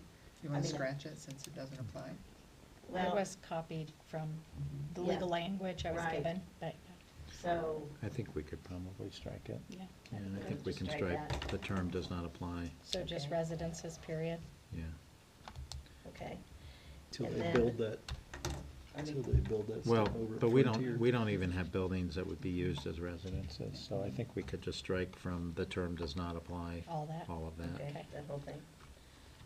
And then, C, it seems like it's sort of a floating phrase again, so I'm wondering, any location hosting a school-sanctioned activity or event? In- Like adding in the language, any location hosting, and then the rest of that. That's kind of Instead of implied at in. a, And On at D. a is kind of, it kind of implies. I know, it just is kind of a weird, it just doesn't match the other bullet points, so. Is that B? D. It's C. D. Or D, yeah, sorry. Oh. So any district location or any, Any At location any hosting. school sanctioned activity or event. I don't know, however you wanna do it, I mean, it's I'm just, good with it's a the matter way of it's written. semantics, Yeah, it's fine. it doesn't, I it don't doesn't matter. like Well, that. I will- At lea- This one actually has a colon there with Yeah. these prepositional phrases, so that's, I'm Yeah. okay with that. Okay. I don't mind if you wanna change it, it's not a big deal. It doesn't matter, whatever, however you wanna do it. so any location at a school sanctioned activity or event? Any location hosting Any a school sanctioned event or activity. or Hosting event. a school sanctioned event, okay, I've added that. Okay. And then on the back page, the added paragraph for subsequent violations, in that one, I just wanted to ask about a couple of phrases. Mhm. So, the following should be considered in lieu of suspension with equitable approaches for all students. Restorative practices, I just wondered Yep. what that means. Basically, repairing the harm you caused. I'm not sure it's a term that has to be there. It has so many other connotations, but typically, it's you've created harm, what are you gonna do to fix it? So like damage repair, kind of basically? Damage repair? Yeah. What, It's hard to understand what that would be with Yeah. someone vaping. What damage are you And trying to repair? restorative, Yeah. you're putting the victim Yeah, with the, yeah. you know, perpetrator yeah. and. yeah, so that's why I didn't like that language, Yeah. so. Maybe we can probably strike restorative practices, Okay. And then, just because of the connotations it has in this community. yeah, and then it goes on, community service, okay, suspension from extracurricular activities for a limited amount. Referral to mental health professionals, is that outside professionals? And then school counselor or nurse, just wanted to point those out, Mhm. you know, Well, this is where I think we need to say with parental permission. yeah. if the Including, parents are that fine should be with at it, the end, then- shouldn't it? Hmm? It should, you could just add with parental permission at the end. Yeah. Okay. Do we need parental permission for them to go through that program? Yeah, they opt in, I think. Yeah, they have to, all of it requires, so we could certainly look and see where do we need this specifically and add that Yeah. before we bring it back for a second reading. Okay.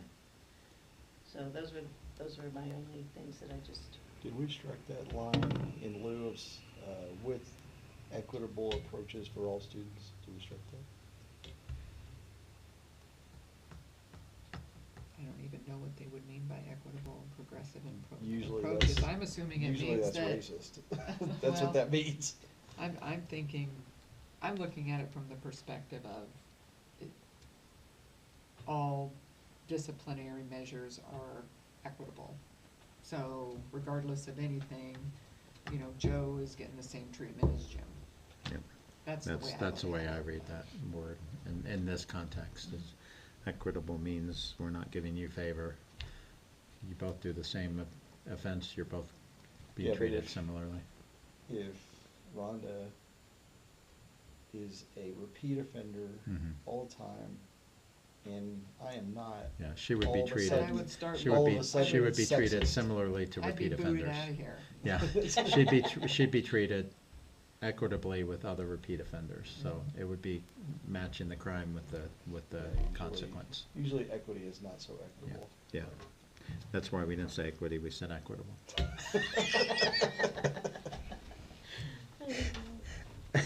And progressive approaches, I'm assuming progressive approaches with discipline. Sure. Yeah, Disciplinary measures. progressive, right, meaning gradually getting worse. Ramping up. Yeah. And you've got employee penalties here at the bottom as well. Yeah, Yeah. That's all. so, sounds like we have some work to do. We can Not too much, but I think add just those a and bring them little back, and then hopefully, maybe we'll be closer to where we're Yeah. comfortable. I think we're close, but Okay. I think one more round will probably be good. Okay. Okay, so I move that the board approve the first reading of replacement policy ADC tobacco-free schools vaping with the changes that we suggested. Second. Okay. And we've discussed, so can I get a roll call? Director Fletcher, Aye. Director Olson, Aye. Director Powell. Aye. Okay, and with that, we have our board planning new business. Our next board meeting is June 9th, 2025. And I look forward to seeing everybody at the graduation on Yes. Saturday. Just another event, do you want to consider a July retreat? Is that something Jamie and I should look at some options and Sure. start polling dates? Mhm. Okay, we did that last year, we don't have a July meeting otherwise, so Yeah. certainly we don't have to meet in July, but if you want to, Jamie and I can start looking at some options and get a doodle poll out to see on dates and Okay. so. Sounds good. Okay. They did have All right. good food. So with Yeah. that, I adjourn this meeting at 8:07? 8:07.